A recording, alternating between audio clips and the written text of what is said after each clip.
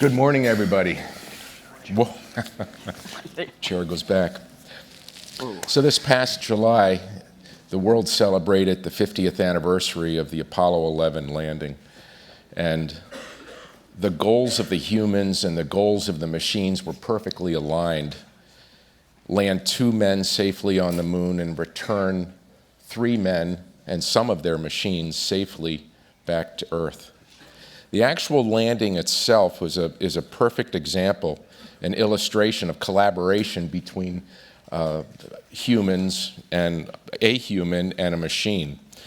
Neil absolutely needed the LEM to make his objective, and the LEM, the Lunar Landing Module, needed Neil to make that successful. And then if you look back before 1969, there were a number of other examples of collaborations between men, humans, and machines.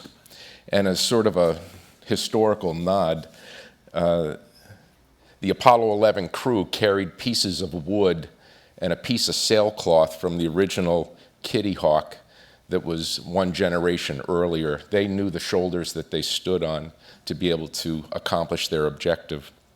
Going forward from 1969, technology has moved at a dizzying pace, unprecedented pace, and the collaboration has continued. Of all the technologies, there are a bunch of technologies that are, if you collectively group them together, you can call them artificial intelligence. And the prospects of artificial intelligence are very exciting, but they're also a little scary, and one of the reasons is because we're not really good at predicting the future. So what we'd like to do over the next 25 minutes is shine a light on the questions we should be asking ourselves and to talk this through a little bit, and we'll take questions at the end. I'd like to first introduce Shalev Lifshitz, who is on our panel. Shalev, if you could help us frame this argument, what are the questions that we need to be asking ourselves? I think the main question that everyone is asking very broadly is AI good for humanity? It's the main question we're asking. So to do that, we need to answer that question today, we need to look at its impact today. And today AI is being used in a lot of good ways, many, many good ways, healthcare industry, farming, almost every industry. But the question is, as we go into the future and create more intelligent technology, and our relationship with technology will evolve, will AI continue to be just good? So the question is it good for humanity? And so what I do is I work on a bunch of research projects, and one of them is creating neural networks that behave more like the human brain. So the idea is if AI has been so successful in recent years by replicating the human brain very roughly, then if we have a more realistic abstraction of the brain, it should be stronger, it should be more general, and then we should be able to do more. But there's also a lot of ethical considerations that go into that, and a lot of application-based considerations. So working in the healthcare field, one thing I do is I use AI to help pathologists diagnose cancer and genetic disorders. So we need to discuss, bias and what happens when an AI makes a mistake. So there are a lot of considerations. Where do we draw the line with what AI can do and what humans can do, and should we draw that line? And you have a lot of experience in the healthcare industry and using AI in it as well for good. So I think you could talk to this a lot. This is Caitlin Cameron. She's the chair and the CEO of OtoNexus Medical Technologies. Yeah, great, thanks. So Shalev is looking at AI of the future and the many ways that we can develop AI to do great good, potentially, in the planet. I look more at how we're using it today. And of course, AI is very much in its infancy today, and yet even so is making great strides in improving healthcare, patient care, and in many, many different ways. A very simple example, many of you know, this device that we are developing is an ultrasound medical device for the accurate diagnosis of middle ear infections in children. And the only technology that can differentiate a viral from a bacterial infection, determine whether or not an antibiotic is appropriate. The advanced version of this device will use AI. And if you think about it, once we get this device out into the world, get maybe a couple thousand of these out into the world, 5,000 or 6,000, used 50, 60 times a month, that's millions of data points we can toss up into the cloud and start to do analysis on those data points. and do a better job of diagnosis, as well as begin to find the nuances in the diagnosis and look at the oddball elements that we just can't see today. There's no way a human being could rapidly analyze millions and millions of data points. Some of what we call AI today is really not even AI, it's just big data. It's just computers running on lots and lots of data points. To use AI in the healthcare system is a step beyond just big data, but using that big data and using AI for the betterment of treatment and diagnosis. And all of us up here obviously have a role in the healthcare system. I truly believe that AI, this is one simple little example, is going to dramatically change healthcare in the future. Also like to introduce John Mattison. He is the Chief Medical Information Officer for Kaiser. Morning, John. Good morning. Yeah, I'd like to riff a little bit on what each of you said. I think that the term, the singularity, has served its purpose about thinking about how humans and machines interact, but I prefer the term dyadarity to really reflect the dyad of the human and machine and the collaboration involved in that. And one of the things that's a direct consequence of that way of thinking, and we think in carbon and machines think in silicon, and any artist can tell you that the medium that they use, whether charcoal or oil paintings or watercolor or sculpture, there are opportunities and constraints that are unique to the substrate you work on. So thinking in carbon is fundamentally different than thinking in silicon, and we need to respect that difference because it will persist, even as human and machine become merged with some of the nanobots that Sure. folks at MIT are inserting into brains to decode the brain, literally, and understand how it works.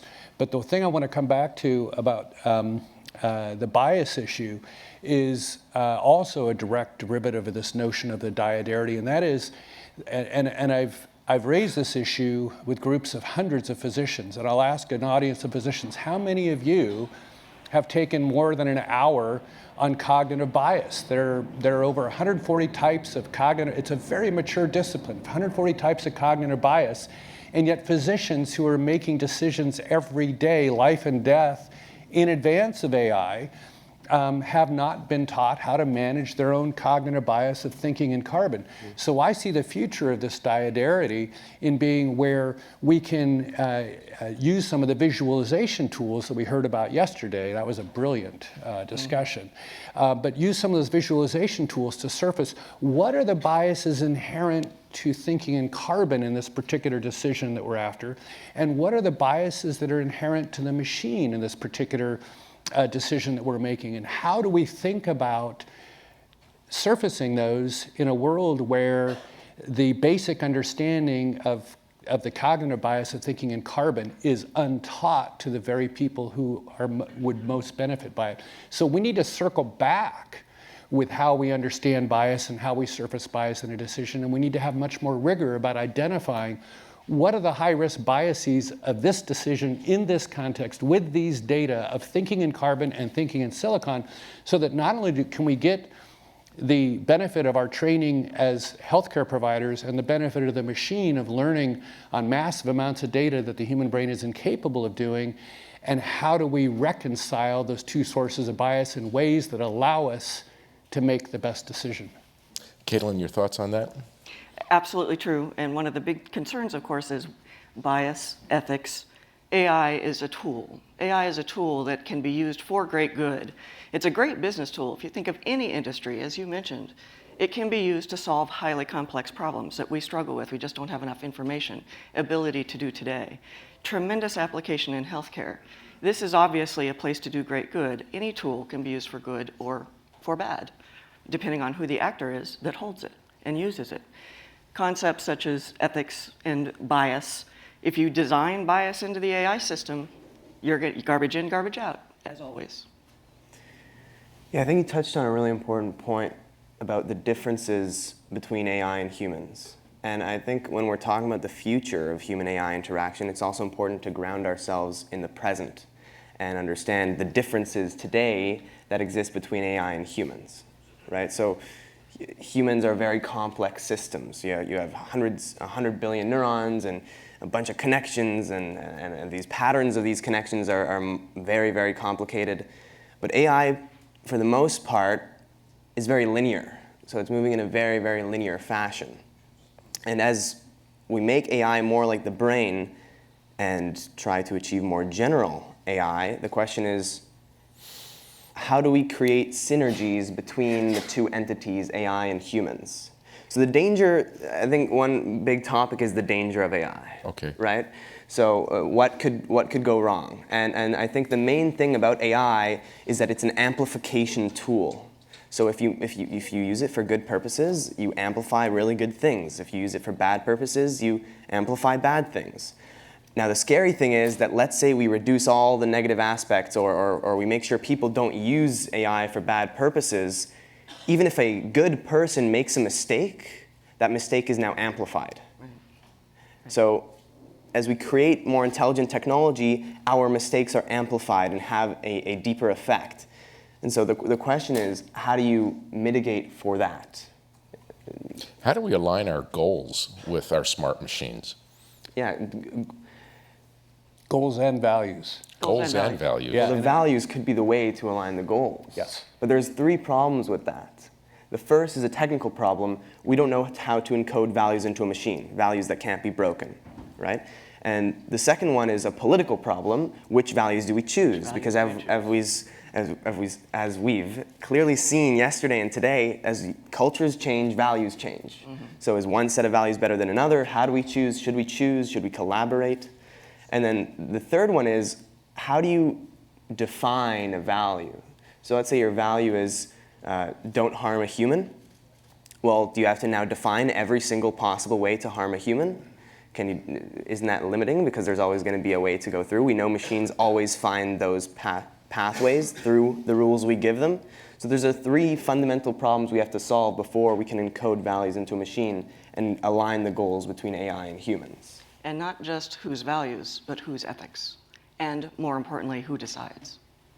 And agree wholeheartedly with all of that. And I think one of the key things is, how do we bring about a level of transparency into those biases, values, and ethics within the machine? Because there are conflicting values that are equally virtuous. Mm-hmm. And so several of the great philosophers have spent a lot of their lives writing about the collision and the trade-offs between equal virtues, because there are these trade-offs, and certainly privacy versus transparency and the benefit to the community versus the benefit to the individual are at the center of this sort of crisis around privacy and public good.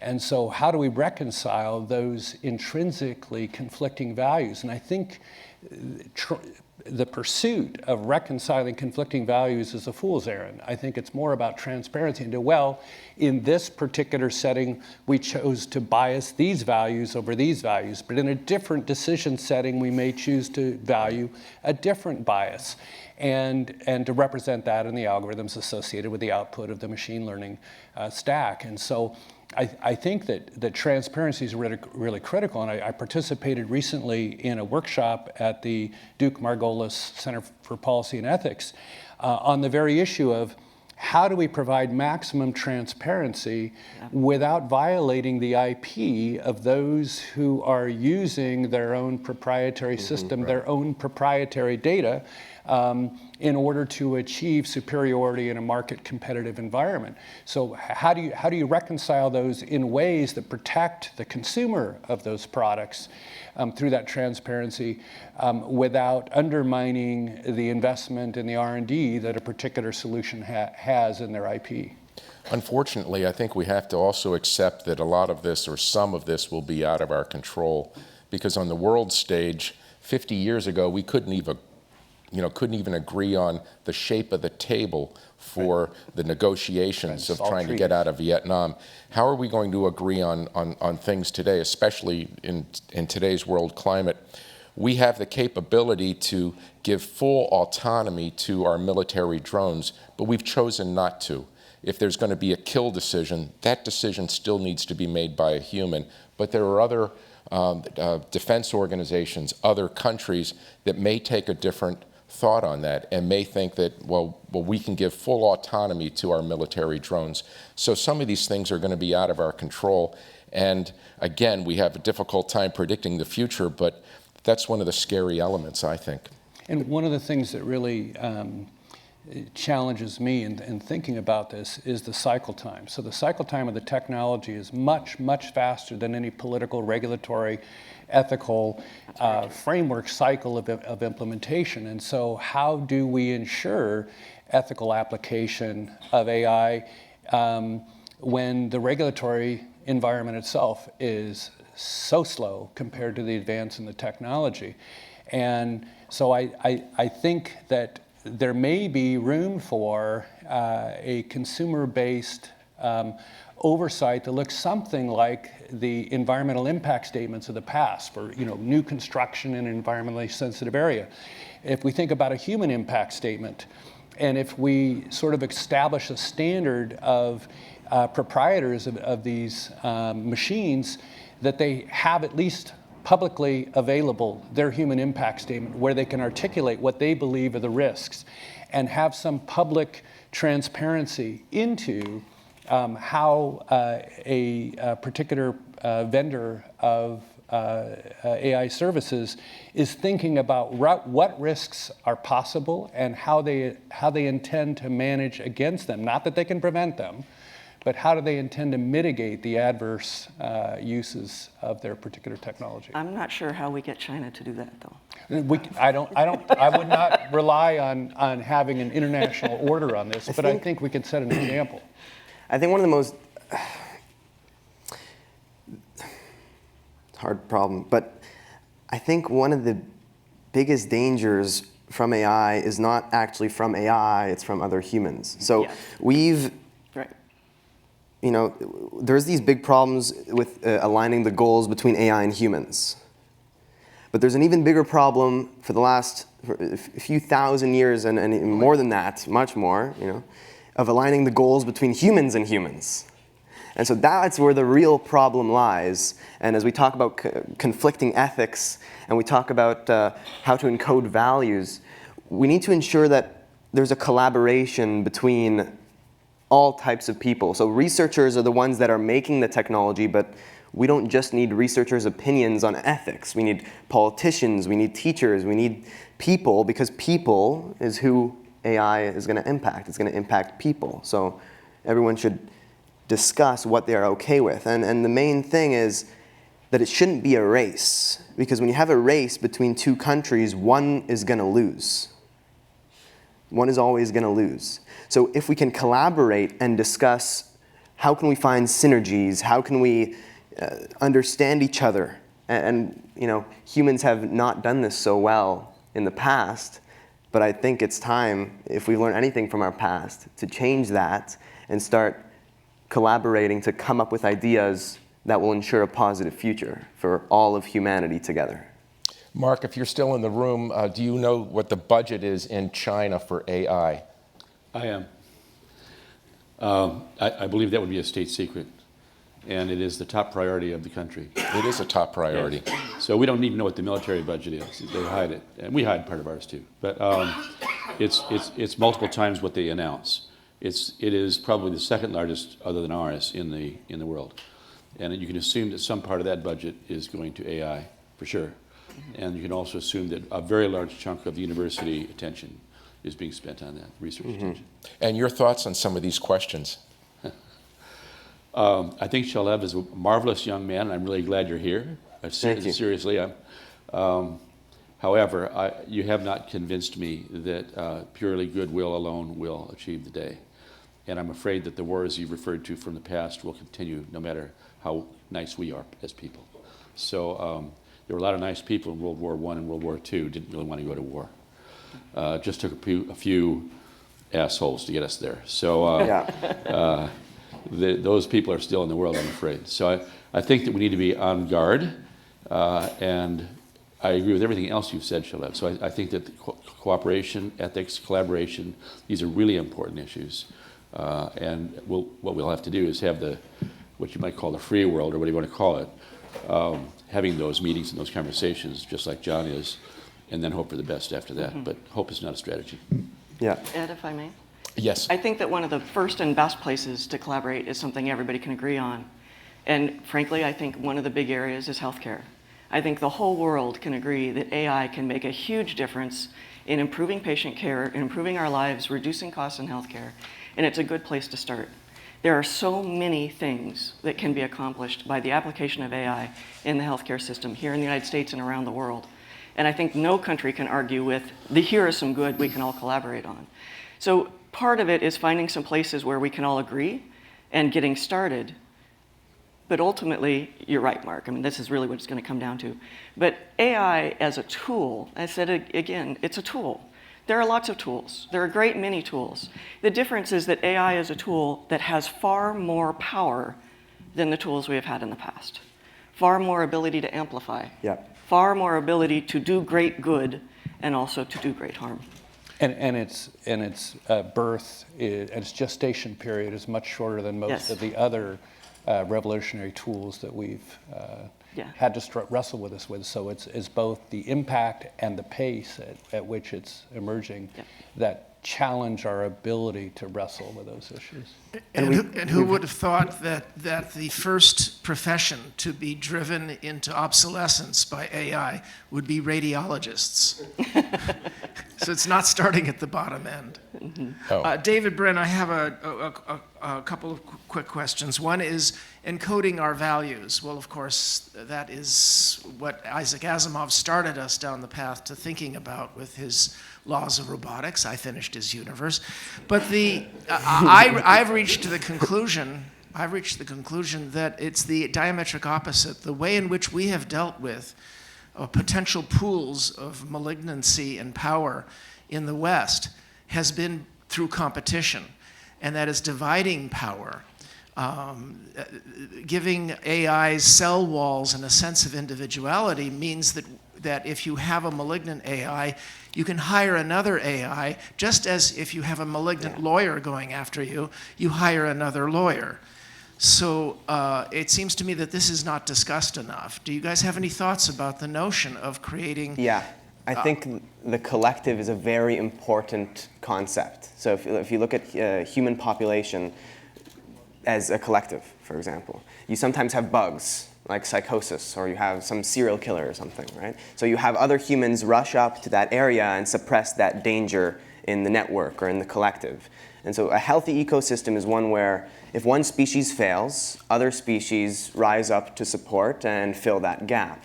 And one idea of maybe neutralizing the danger of AI is, and the difficult thing about talking about general AI is we don't know what it'll look like. So we don't know, some people think it's a silvery robot that has a specific brain. We definitely don't know if that's true.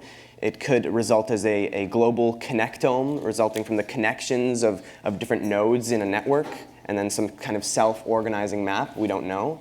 But let's think for this example as AI as an individual entity.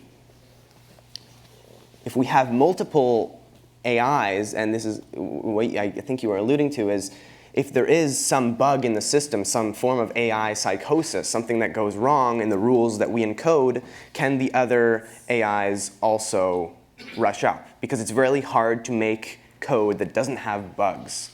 But if you have a lot, can you suppress that danger? So that's a very, very powerful idea that should definitely be looked into more. The problem is we don't know what general AI will look like, so we can't prepare for it. That's the difficulty of the situation. And we have several people that have questions, but before we go to questions, does the panel have anything else they'd like to say? Yeah, I'd like to comment on that last question that David was asking. And I think that we're going to see a new market of essentially meta AI that is targeting AI as its target to expose the implicit biases, the implicit values and ethics of the AI. And interestingly, 3 or 4 years ago, I had a conversation with Larry Smarr about how we could curate data, because your training data set is so critical to garbage in, garbage out, bias in, bias out. So I asked Larry, how do we deal with the fact that in healthcare, so much of what's documented in a person's medical record is biased by the user interaction model and the pick lists and what's at the top of the list and what's at the bottom of the list, and how do we begin to understand the bias intrinsic to the data that represent the training data set? And so Larry's answer was pretty disarming. He said, well, you just put AI on it and let AI figure out what the data biases are. Fight fire with fire. And what's that? Fight fire with fire. Exactly. Yeah. And so I think what David Brin was suggesting earlier is exactly right, is that the competition and the meta AI that will help us, because we can't retain enough data in memory, in RAM, in carbon, to answer these kind of questions. It takes the machine to fight the machine. So Shalev said it's a fight fire with fire. You know what's hard about that, though? We do that. So we have general adversarial networks, right? Where you have a generator and a discriminator fighting against each other, two AIs. But oftentimes the generator wins in the end, which isn't so supporting. And We have work to do. yeah. Let's And take a question from this side of the room. Well, Shalev, earlier you mentioned that we don't know how to put values into an AI, but when David mentioned the 3 laws of robotics, they were a glorious conceit that we as a human race could come up with a set of standards and values that we would agree to encode into every system we built. And we know we can't force people to do that. But what's standing in the way of us at least coming up with a set of ethical standards to apply to this technology before the horse is pulled out of the barn? so let's talk about those rules for a second. Yeah. It ties into the idea of definition. Because even if you talk to humans about what harming a human means, you get wide answers across a spectrum. So again, which do you choose? This ties into the two things. Which do you choose? How do you encode those? And what do they mean? Those are the 3 key problems when it comes to ensuring goal alignment between AI and humans. And we already have the opposite problem. And this impacts me because everybody and their brother wants to set a set of AI principles. So we actually have too many institutions trying to do principles for AI, whereas if you look at what IEEE is doing and what various institutions across the US are doing, NIST and so forth, trying to develop these standards in healthcare. There are multiple healthcare principles for AI. So one of the things that I've taken up recently is saying, stop. There are really very competent people working on this problem who are motivated by all the right things. Let's not have 100 separate principles for the application. I just think that the issue with that is that we're focusing oftentimes on a single part. Like we're focusing on which values. And yes, that's an important part, but if we don't include researchers in that discussion on how to encode those values, and we don't include anthropologists and others on how to define those values, that's why collaboration between different perspectives is so important. Because everyone experiences a small part of the world, and when you put people together, you get collective knowledge. You could call it an artificial general intelligence that will allow you to solve some of those problems. I was hoping we could take some more questions, but we are out of time. Thank you very much. All right. Thank you, everybody. Thank you.